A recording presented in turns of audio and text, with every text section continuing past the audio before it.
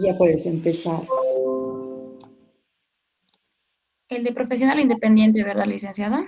Sí, empezamos con el profesional. Ya, es esta. ¿Pueden ver, verdad, en pantalla? Sí, se puede ver. Ya. En este caso, el contribuyente es un profesional independiente y como en el ejercicio no nos decía el NID, lo dejé así nomás. Y el impuesto a analizar es el IUE, un fiscal sería 2020, el inicio es el 1 de enero de 2020, el cierre sería el 31 de diciembre de 2020 y el vencimiento de la declaración jurada y el pago, bueno, le puse así del formulario, en este caso 510, 120 días posteriores al cierre, entonces sería el 30 de abril. La gráfica está aquí. Es la gestión fiscal 2020, es su inicio, el primero, y su cierre el 31 de diciembre, el formulario 510 y su UFP. Esto no sé si es necesario. No, ya no. Ya no, porque el profesional independiente no presenta estados financieros. La institución sin fines de lucro presenta memoria anual. Entonces, en la institución sin fines de lucro sí vamos a poner. ¿Ya? Ya estoy lista. El tratamiento tributario de los ingresos. Tenemos los honorarios profesionales facturados, entonces que estaría grabada en IT, aquí está, en IVA, en IT y en profesional. Tenemos intereses por depósitos bancarios que son realizados en el país, por lo tanto, es no grabada en IVA y está exento en IT y grabada en IVA. Los intereses por depósitos bancarios en el exterior, como es en el exterior por fuente, sería no grabada en los tres. Y alquileres facturados sería grabada en los tres. Las comisiones, como dice comisiones facturadas por venta de libros y no así creo, bueno, yo lo interpreto de esa manera, que no es venta de libros impresos y le puse grabada. Hay diferencia, ¿no? Una cosa es la venta del libro y otra la comisión que ganas por vender libros. Ya Sí. la comisión que ganamos por vender libros está sujeta a los 3 impuestos, ¿no? Ahí no aplica la tasa cero. Donde aplica la tasa cero es en la venta directa de los libros cuando son impresos. ¿Ya? ¿Está bien? O sea, la comisión, independientemente de que sean libros impresos o no, la comisión va a estar grabada en los 3 impuestos. Ya lo hice, gracias. Ya. Y la remesa del exterior por servicio de consultoría, como es realizado en el país, igual lo puse grabado en las tres listas. Ya, muy bien. Y aquí tengo lo que es el análisis de facturas. Dice facturas por gastos personales con su nombre completo y NID. En este caso es un profesional independiente, por lo tanto sí tiene que tener NID. Y toda factura tiene que estar validada, digamos, con su nombre, primer apellido y NID. Por lo tanto es una factura válida que está importe sujeto, sujeto al crédito fiscal. Las facturas computarizadas que están con su CI, por lo tanto es no válida. Factura con su primer apellido y NID, y lo puse válida también porque tiene NID y su primer apellido. Factura con error ortográfico en el primer apellido. Como no nos menciona, creo que es un requisito, digamos, que no tenga error ortográfico en el primer apellido, sino creo en la fecha de emisión de las facturas, y lo puse válida, licenciada, no sé si está bien aquí. Ya.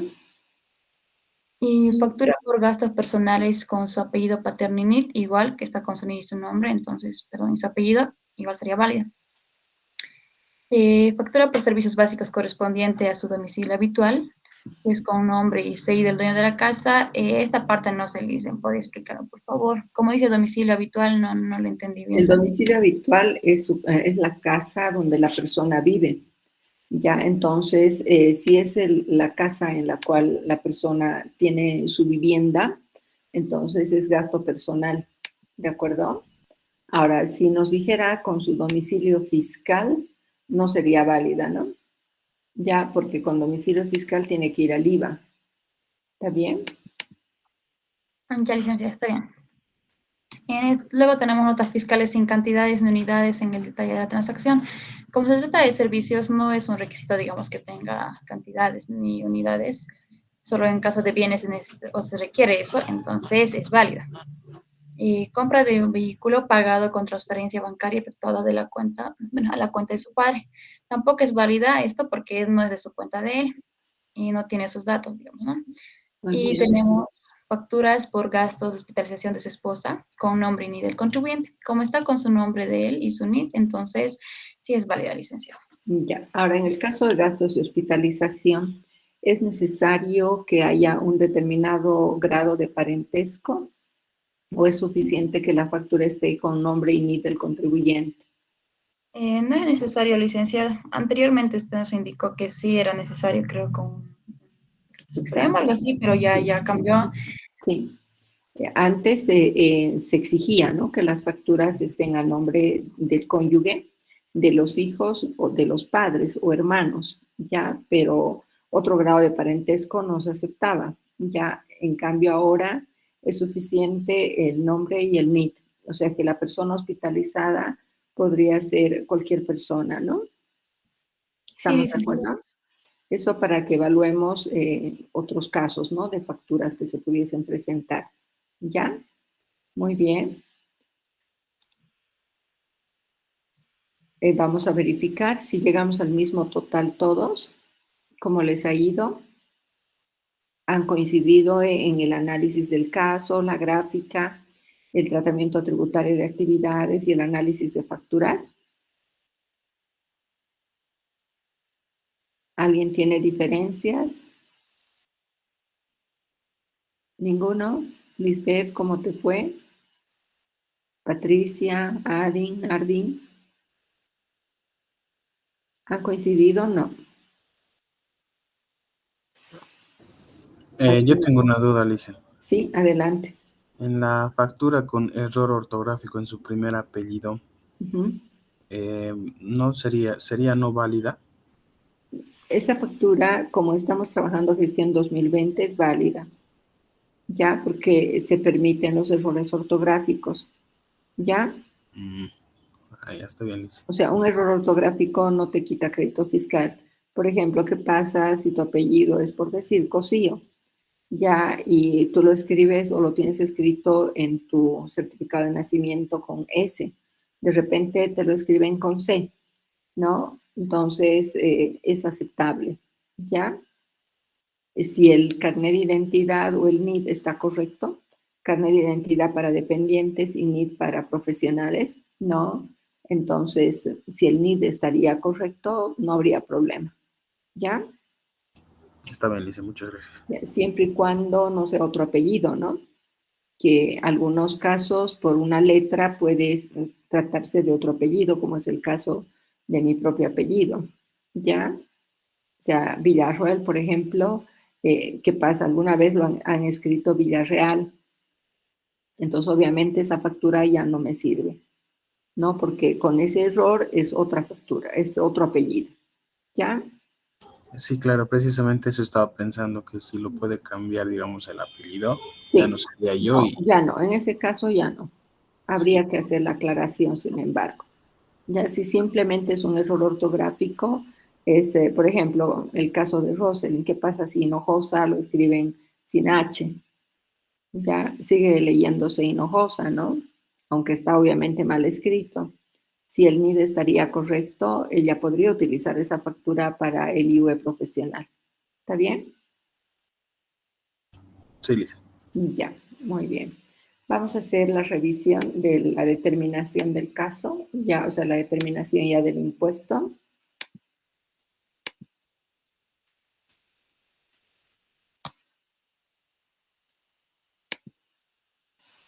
Bien, para la determinación del IVA profesional vamos a utilizar esta tabla, ya, en la cual tenemos todos los ingresos que tiene el profesional, ¿no? Si estos ingresos están sujetos a IVA, vamos a colocar primero el importe total, sacamos el IVA y trabajamos con el 87%. Si es que hay ingresos que no están sujetos a IVA, como son los depósitos, los intereses por depósitos, entonces vamos a trabajar con el total, no vamos a obtener IVA, ¿no? Y sacaríamos la diferencia. Ya, en este caso, estos son ingresos que son en efectivo, ya, y el profesional podría tener ingresos por anticréticos. ya sea que reciba un bien en anticrético o que otorgue un bien en anticrético. En ese caso, se hace el mismo cálculo que hemos aprendido para anticréticos en el ERS-IVA, solo que vemos dentro de la gestión a qué meses afectaría la vigencia del contrato, ¿no? ¿Qué pasa si un contrato, por ejemplo, ha empezado, por decir algo, en el mes de agosto? Entonces tomaríamos agosto, septiembre, octubre, noviembre y diciembre, ¿no? Ahora, si un contrato terminara, por decir algo, en marzo, ¿no? En ese caso tomaríamos solo enero, febrero, marzo. Entonces tendríamos que tomar en cuenta la vigencia del contrato para colocar acá la renta presunta. Igual, en base al contrato, sacamos, si está en bolivianos, convertimos a UFBs, sacamos el 10%, dividimos entre 12 y acomodamos a los 12 meses del año si corresponden, ya esa duodécima, ¿no? Y el total lo incluimos acá, ¿ya? Eso podría suceder, ¿sí? Bien, ahora, si hubiese algún ingreso en especie, ¿no? Que percibiera, también tendríamos que tomar valor de mercado del bien. Por decir, estamos prestando servicios profesionales y en vez de pagarnos en dinero, nos pagan con algún producto. Y ocurre con frecuencia, ¿no?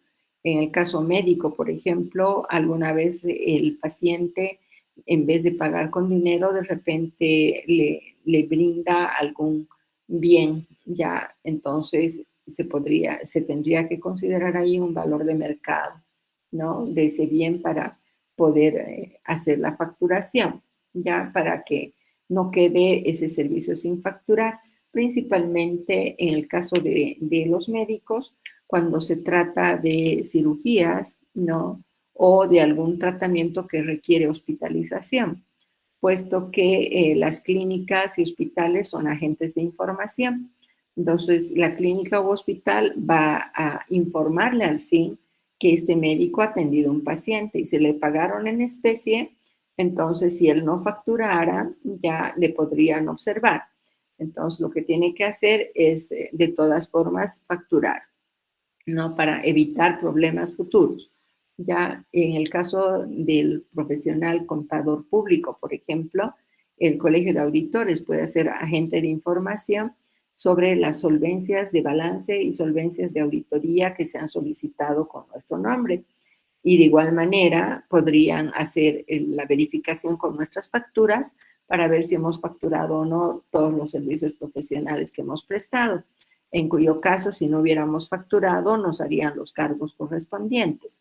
Entonces, en el caso de los profesionales, puede haber un agente de información, que puede ser un colegio profesional, que es el caso del Colegio de Contadores Públicos o Auditores, ¿no? O también el caso del Colegio de Arquitectos, que hacen el visado de planos, y ahí figura el nombre del arquitecto que ha elaborado el plano, ¿no? Entonces, dependiendo de la profesión, puede haber un agente de información, ¿ya? Y necesitamos nosotros respaldar con facturas la totalidad de los servicios que hemos prestado, que estuviesen sujetos a esta información. Bien, entonces vamos a ir revisando, por favor. Acá tienen valores, ¿no? En base a los datos, si hay alguna corrección que hacer, me indica, ¿sí? Entonces vamos sacando el IVA para los casos que está respaldado por facturas y en el caso de que no esté sujeto a IVA, trasladamos el monto total. Ahora, si no está grabado, de hecho pondríamos ser, ¿no? En aquellos ingresos que serían no grabados. Bien, vamos revisando, por favor. Me dicen si hay algún cambio que hacer. Y vayan trabajando la tabla. De igual manera, para poder pasar al análisis del otro ejercicio, me van a indicar cuando hayan terminado. Bien, cuando hayan revisado el total de ingresos, se considera que la mitad del ingreso es gasto y la otra mitad es utilidad, o sea, 50% gasto, 50% utilidad. Por eso les decía que para el IVA profesional no voy a analizar si el gasto es deducible o no, solamente voy a ver si las facturas son válidas o no para el crédito fiscal, para usar como un medio de pago del impuesto, pero no para la deducción del gasto. Ya, entonces los gastos, la mitad sería, en este caso, gasto y la otra mitad sería utilidad, ¿sí? Ahora, para el IUE profesional vamos a sacar 25% sobre la utilidad presunta. ¿Qué significa esto? Que si el profesional, por ejemplo, tiene más gastos relacionados con su actividad o tiene menos gastos relacionados con su actividad, no va a tributar diferente. Todos vamos a tributar en forma uniforme, ¿no? Considerando que el 50%, o sea, la mitad de los ingresos ya excluido el IVA, constituye la base imponible directamente.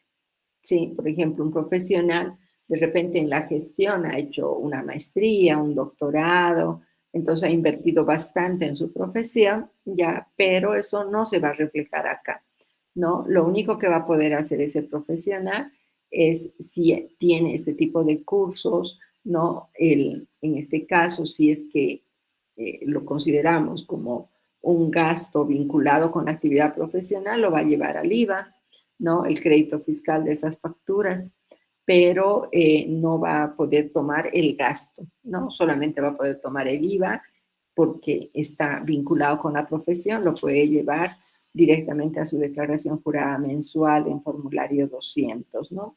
Y obviamente previamente va a llevar a su registro de compras y ventas IVA. Bien, entonces se calcula el 25% sobre los ingresos y hasta la mitad del impuesto se puede pagar con IVA crédito fiscal. Entonces, cuando hacemos nuestro análisis de facturas, ya determinamos el valor, ¿no?, de IVA crédito fiscal.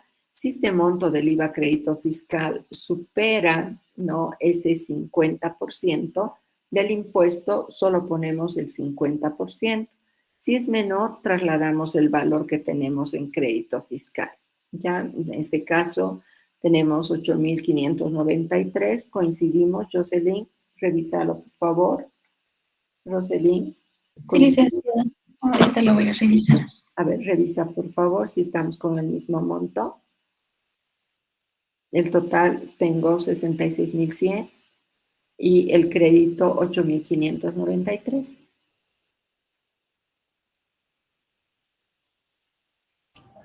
Sí, Licen, está correcto. Ya, entonces, si este monto supera la mitad del impuesto, pongo solo la mitad, pero si es inferior a la mitad del impuesto, traslado el monto, ¿ya? Entonces, en este caso estamos trasladando el monto, porque la mitad del impuesto ya es, en este caso, 18,669, ¿no? Que vendría a ser la mitad del tributo, ¿ya? Entonces, ese es mi límite máximo.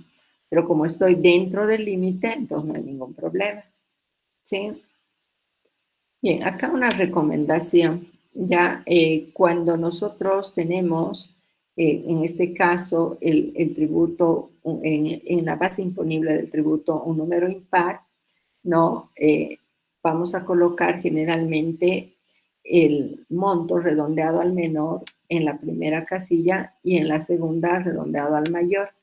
Se ha dado el caso de que hemos puesto al revés, hemos puesto acá el monto, en este caso redondeado al superior, y la administración tributaria nos ha exigido que paguemos un boliviano, ya por la diferencia, ¿sí?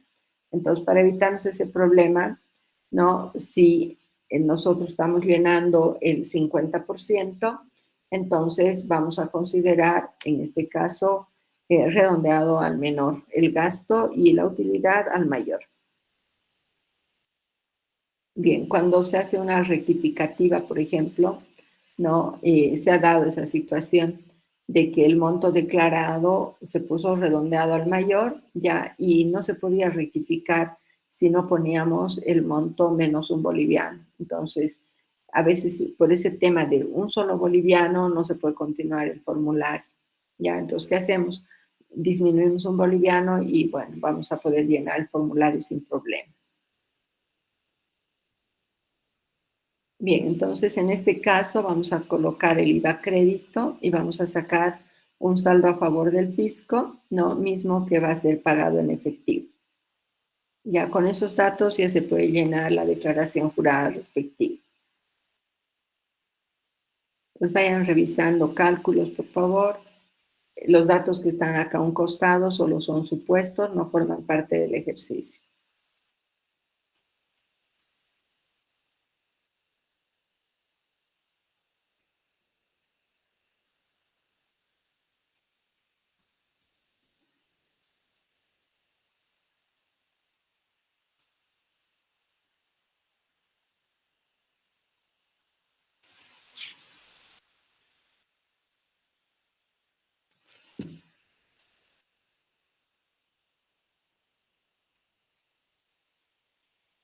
Bien, y cuando nosotros prestamos servicios, y eso va para los de contaduría principalmente, prestamos servicios a otros profesionales, no es conveniente que cada mes vayamos calculando, ya haciendo este cálculo para ver cuánto en facturas tendría que ir conservando el profesional, puesto que si le informamos ese dato cuando ya ha terminado la gestión, ya no podría no obtener facturas con su nombre y con su NIF.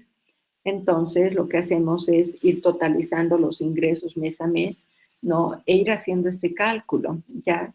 Y ahí podemos nosotros calcular cuánto necesita en facturas, cuánto es el crédito que puede compensar en facturas, y dividiendo ese valor entre 13 y multiplicando por 100, tenemos el total facturado necesario, ¿no? Entonces, si acá en el análisis de facturas pusiéramos ese total, tendría que darnos la mitad del impuesto que se tiene hasta ese momento. Entonces, esa información ya de hacer el cálculo, cuánto sería el límite máximo que ya necesitamos en factura mes a mes y cuánto necesita en facturas este profesional, le va a servir al profesional para ir ya reuniendo facturas durante todo el año. Se ha dado el caso para algún profesional, ¿no? Que su contador no le dijo nada durante todo el año. Termina el año ya y en el mes de abril del otro año, cuando ya está haciendo la declaración jurada, le dice, usted necesita tanto en facturas. Sería oportuno dar ese tipo de información recién en el año siguiente. ¿Qué hace la persona si no hubiera guardado facturas suficientes? ¿Qué camino le queda? ¿Podría una persona, en este caso, obtener facturas con su nombre y su NIF cuando ya ha terminado el año? Y más si estamos en 4 meses después de que ha terminado el año. ¿Se podría o no? No, licenciada. Sería imposible, ¿no? Entonces estaríamos prácticamente poniendo en riesgo, ¿no? Al profesional, porque este de repente en la necesidad va a optar por comprar facturas, lo cual para el profesional es un riesgo, ¿no? Un riesgo muy alto y obviamente no es aconsejable, ¿ya?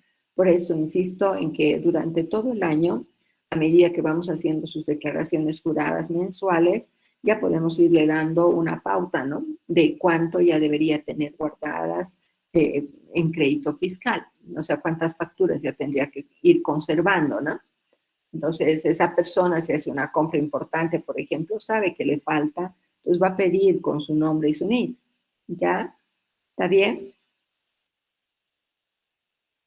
Entonces, para eso sirve este cálculo. Ya no forma parte del ejercicio, pero sirve para ir, en este caso, advirtiendo al profesional cuánto ya requieren facturas.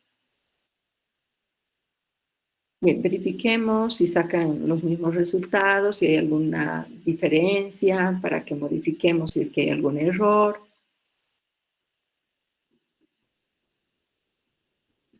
Si coinciden, me avisan.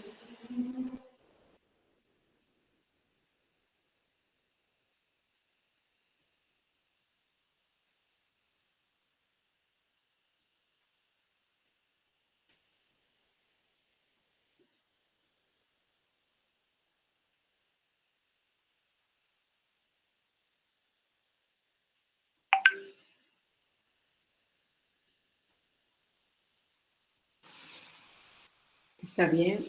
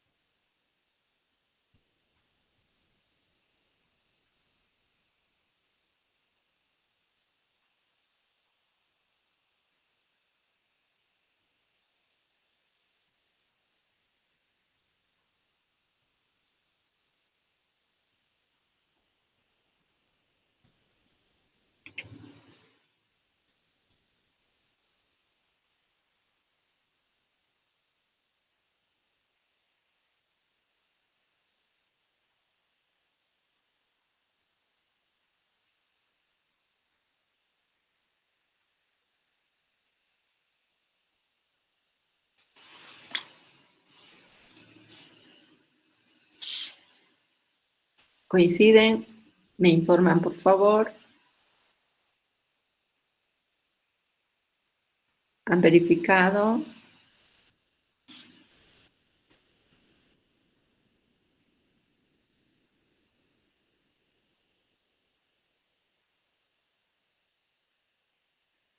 ¿Está bien?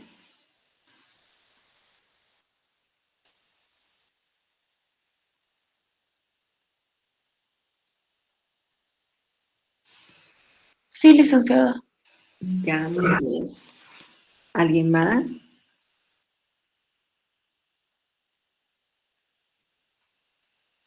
¿Han logrado verificar alguien más? ¿Llegan al mismo resultado?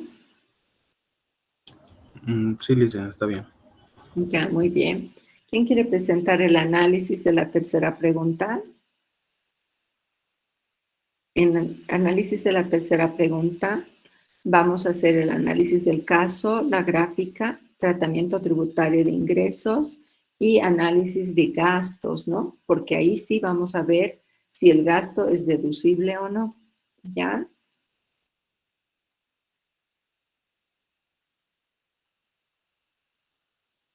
Bien, ¿alguien que quiera presentar el análisis de la tercera pregunta? ¿Hasta dónde han llegado?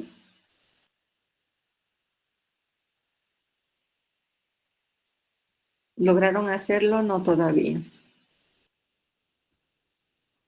Yo lo hice, pero la parte del análisis y la gráfica nomás. Ya, lo que hayas hecho puedes presentar. ¿Sí? Sí, claro, lo hice. Ya, muy bien.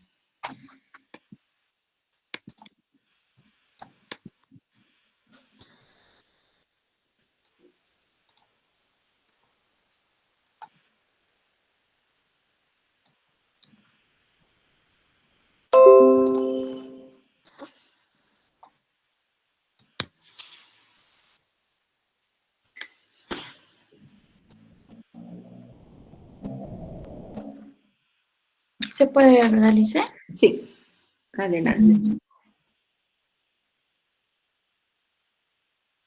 Por favor. Ahí está.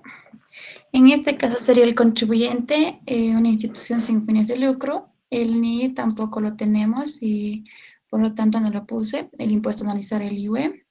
La gestión fiscal 2020, el inicio sería el 1 de enero de 2020, igual, el cierre 31 de diciembre de 2020. Y el vencimiento 30 de abril 2021. Aquí es la gráfica, la gestión fiscal, el cierre, bueno, el inicio y el cierre, el vencimiento del formulario, que es 510 igual, licenciada, ¿no ve? ¿O me he equivocado en esa parte? No, Sí. voy a mostrarles luego los formularios. Un ratito, ¿ya? Ah, ya. Seguimos. Ya. Y luego aquí tenemos el tratamiento tributario de ingresos. Tenemos ingresos facturados por servicios de salud realizados en el territorio nacional, como habla, digamos, de Bolivia. En este caso sería grabada y grabada. En los tres, intereses por depósitos bancarios en el exterior. Como es en el exterior, por fuente sería no grabada en IVA, exento en IT y en IVA profesional. Tampoco es IVA profesional acá, me he equivocado, licenciada. Es que Y lo los copié. registros contables. Ajá, es que lo copié directo en el cuadro de atrás. Ya. Y sería no grabada. Alquileres percibidos según recibos, aquí sería grabada en los tres. Y donaciones percibidas en instituciones del exterior sería no grabada y no grabada. Eso nomás puede ser, licenciada. Ya, muy bien. En este caso, lo que tenemos que considerar es que una institución sin fines de lucro ya puede, en este caso, gozar de exención o no. Si goza de exención en el IUE, ¿no? Entonces, esta institución sin fines de lucro ya va a tributar, ¿no? En el IUE sin registros contables, que en principio la ley lo consideraba, a este tipo de instituciones las consideraba como no obligadas a llevar registros contables. Pero hoy en día estas instituciones son catalogadas como instituciones no obligadas a presentar los registros contables, ¿ya? Entonces, se podría decir que el deber formal habría cambiado. ¿Qué opina?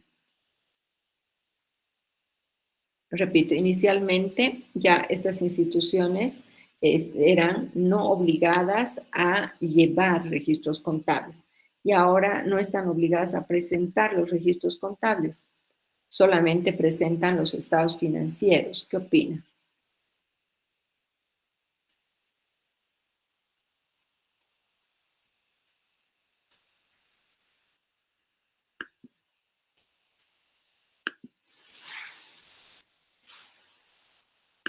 ¿Habría cambiado el deber formal o no? No, Lisa. ¿Seguro? Al principio no estaban obligados a llevar registros contables y ahora no están obligados a presentar registros contables. ¿No ha cambiado el deber formal? Creo que sí. A Es que ver, no analizamos. bien. Ya, si no están obligados a llevar registros contables, ¿en qué situación se encontraría?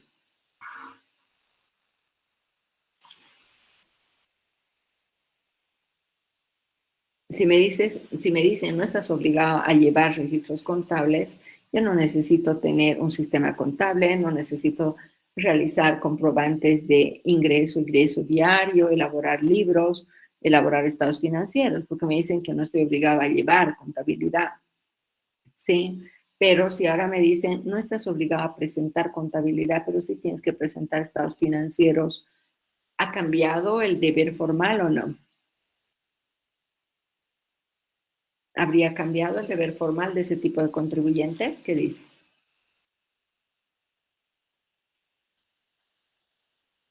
Si me piden estados financieros, ¿cómo puedo obtener estados financieros si no llevaría contabilidad? ¿Es posible? Necesariamente tendrías que hacer contabilidad, licenciada, porque si no, no hay Ya. forma de obtenerlo, digamos. Bien, ahora en el formulario 520, que es el formulario que utiliza este grupo, ya te piden que detalles los ingresos y los gastos. ¿Podrías detallar los ingresos y los gastos si no llevaras contabilidad? No, licenciada. Tampoco sería posible, ¿no? Entonces se dan cuenta que en realidad están obligados a llevar contabilidad, solo que no la muestran para fines de fiscalización. Ya cuando se les hace fiscalización, solo muestran libros de compras, ventas, IVA y estados financieros. Y con eso se tiene que hacer la fiscalización. ¿Está claro? Sí, licenciada. Ya, entonces se va a presentar, en este caso, ya el libro de compras, ventas, IVA, que es extra contable. Luego se va a presentar los estados financieros en la memoria anual, porque la memoria anual debe incluir los estados financieros, ¿sí? Entonces, en sí, diríamos que ese nombre de sin registros contables ya es tal como se los catalogó en un principio, ¿ya? Pero en realidad en este momento serían no obligados a presentar registros contables. ¿Está bien? ¿Estamos de acuerdo? O sea, podemos cambiar la abreviación inclusive, ¿no? En vez de SRC, podríamos colocar no obligados a presentar registros contables. NOPC. ¿Estamos de acuerdo? PRC, ¿no? Sí. Como no obligados a presentar registros contables. Claro que es una abreviación más rara y, bueno, un poquito más larga para poderla manejar, ¿sí? Pero en la realidad, en este momento, solo no están obligados a presentar, pero sí tienen que llevar. ¿Está bien? ¿Está entendido? ¿Estamos de acuerdo? Sí, licenciada. Ya habría cambiado el deber formal. Bien, voy a compartir pantalla.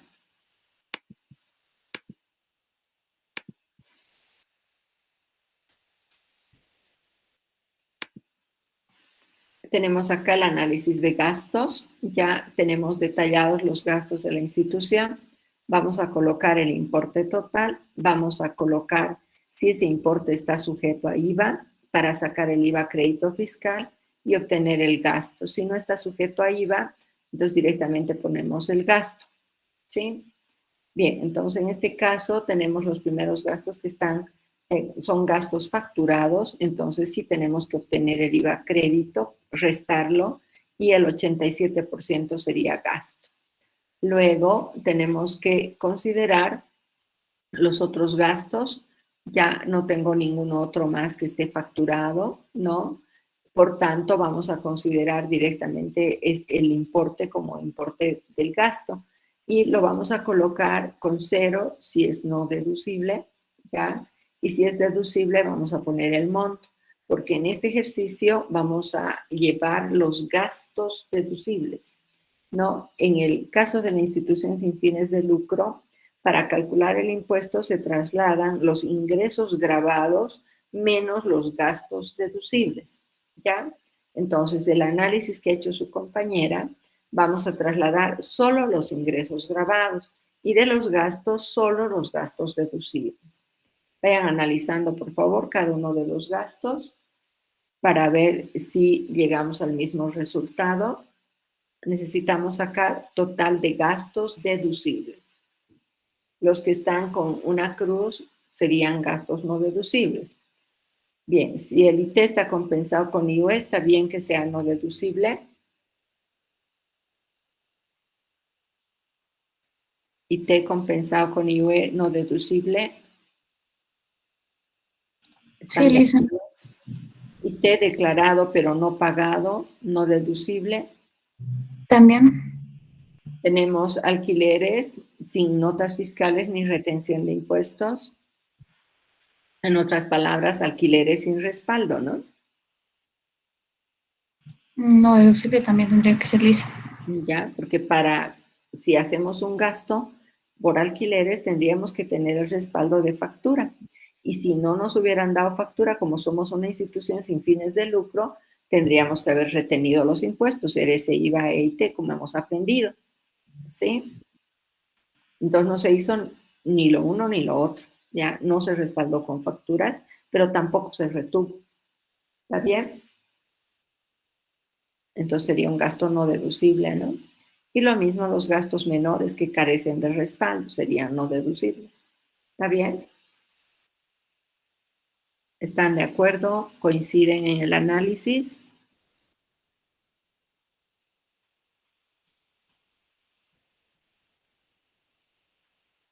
Los demás gastos sí cumplirían requisitos.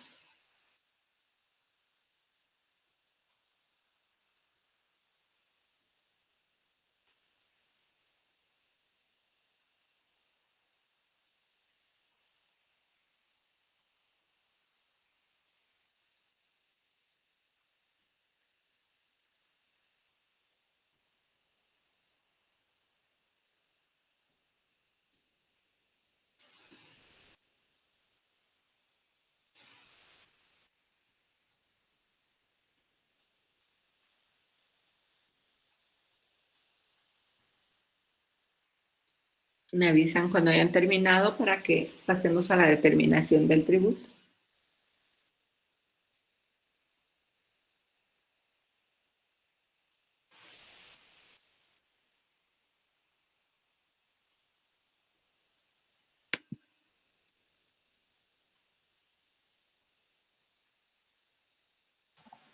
Licenciada, la primera factura, el Sí, gasto de los ingresores sería el 87%, ¿no ve? Lo que sí, le sacó. Ay, sí. El gasto sería solo el 87%. está ¿Está bien, bien? licenciada. ¿Te sale el mismo valor?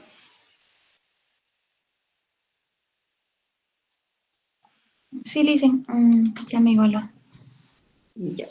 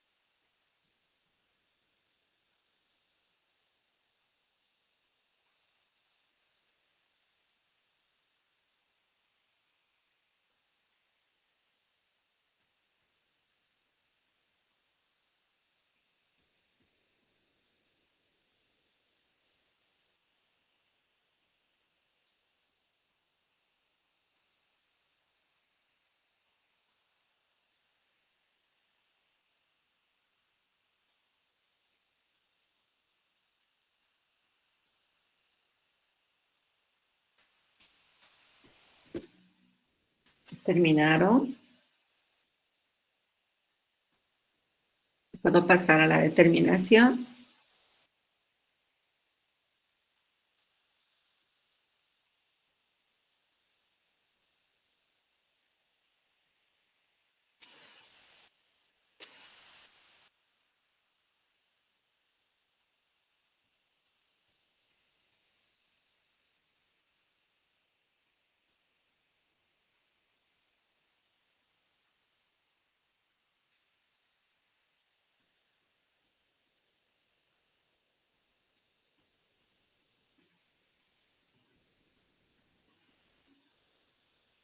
¿Alguno ha terminado?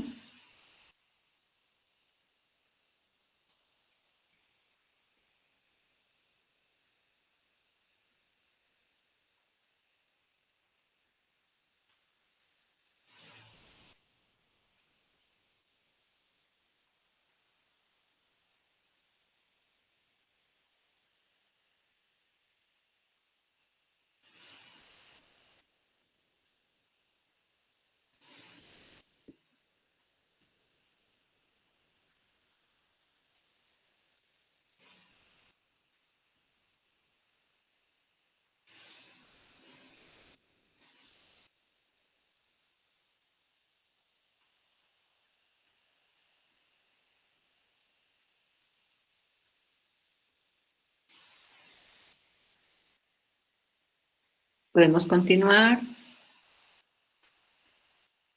Sí, Lisa. Ya. Bien, para la determinación del IUE, de los no obligados a presentar registros contables, como les dije, vamos a informar solamente los ingresos grabados, no los no grabados, y en los gastos solo los deducibles, no los no deducibles. Entonces acá estamos trasladando solo los ingresos grabados, ¿no? En el caso de que esos ingresos estén sujetos a IVA, quitamos el IVA y trabajamos con el 87%. Ahora, si hay ingresos, en este caso, que estén, en este caso, grabados por IUE, pero no estén grabados por IVA, iría el 100%, ¿no? Que sería el caso de intereses financieros, si es que estos son ganados en Bolivia, ya por depósitos, en este caso, realizados en Bolivia, es decir, capital colocado en Bolivia, ¿no? En ese caso iría al 100%. ¿Está bien? ¿Estamos de acuerdo?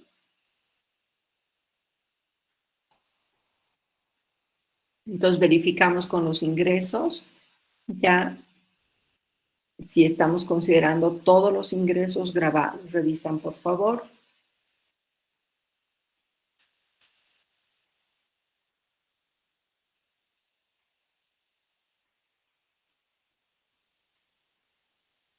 ¿Están de acuerdo? Sí, Lisa. Y en los gastos solo los deducibles. Los no deducibles ya no ponemos. De igual manera, vamos a considerar si está facturado, quitando el IVA, solo el gasto, ¿no?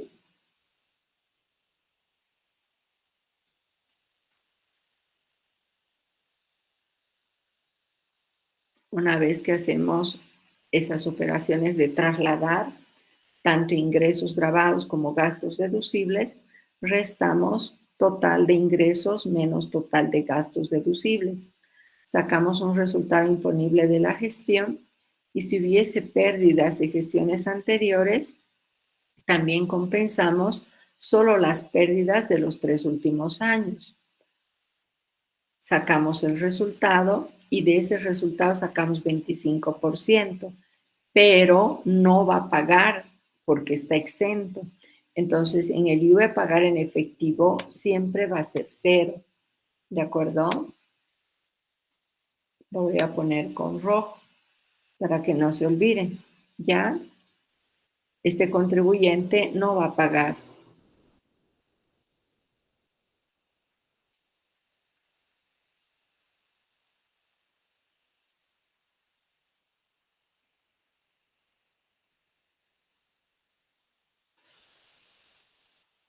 Bien, entonces este ejercicio en realidad ya se reduce no, a clasificar correctamente los ingresos en grabados y no grabados y seleccionar solo los grabados.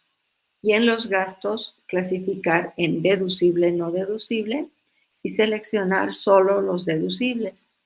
Luego, restar ambos ya y compensar pérdidas si es que existiesen. Y luego ya calcular el impuesto. Y el impuesto calculado no se tendría que pagar.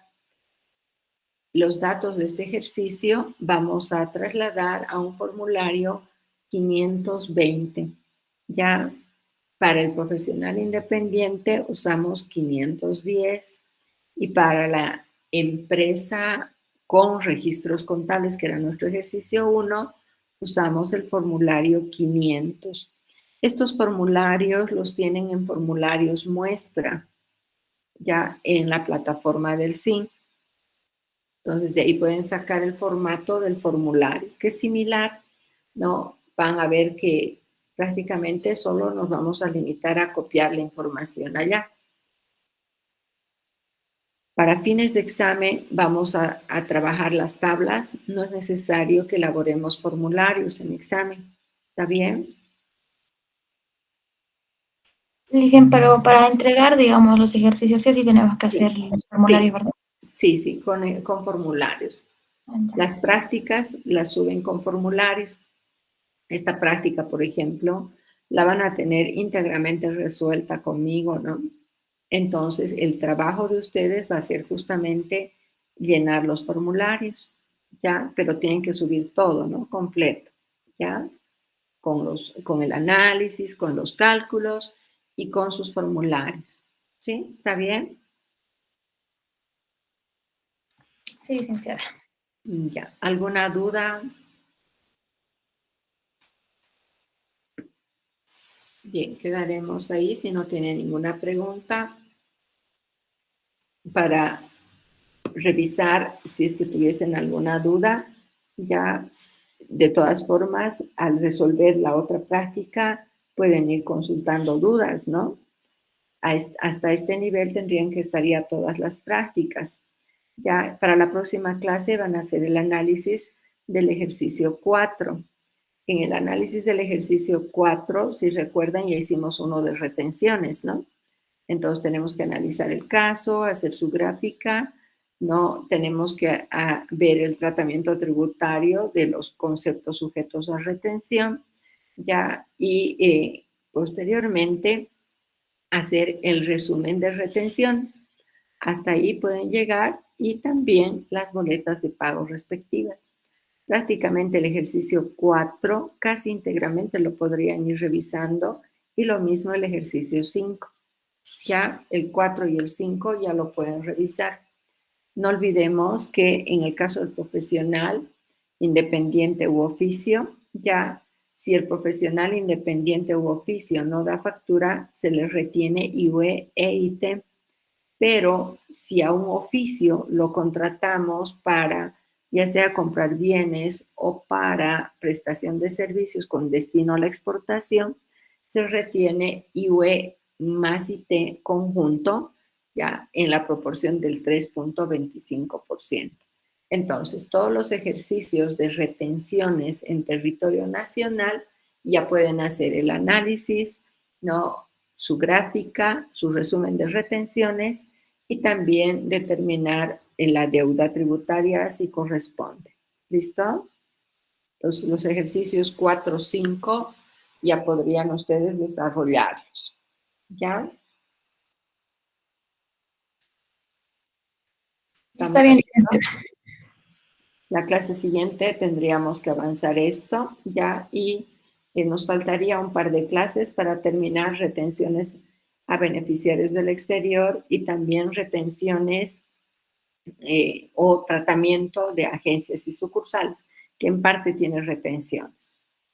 Bien, ahora, si gustan adelantar alguna clase en alguna de estas noches, podríamos ya ganar una clase más esta semana para no demorar mucho, depende de ustedes. ¿Están todavía con muchos exámenes, trabajos?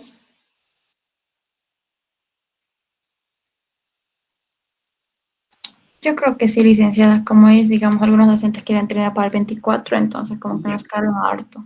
Ya, entonces trabajaremos lo que es retenciones en territorio nacional, las preguntas 4 o 5 para la clase siguiente y luego vemos qué podemos hacer. ¿De acuerdo? Bien, jóvenes, quedaremos ahí. Que tengan un buen día. Hasta luego. Hasta luego, Hasta Hasta luego, luego. licenciada. Hasta luego. Buen día.